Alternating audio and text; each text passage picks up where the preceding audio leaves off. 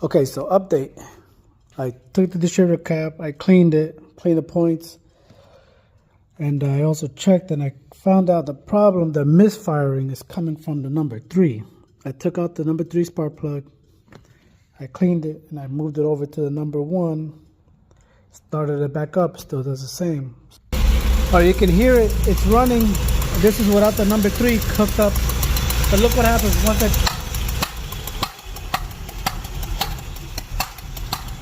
You hear that? And then once I... So what do you guys think? I'm thinking there's something going on with the distributor here. But I haven't checked compression yet, number 3. And the other thing is this engine probably has less than 100 miles on it since it was rebuilt 2 years ago. Hasn't been driven much. Customer took it out,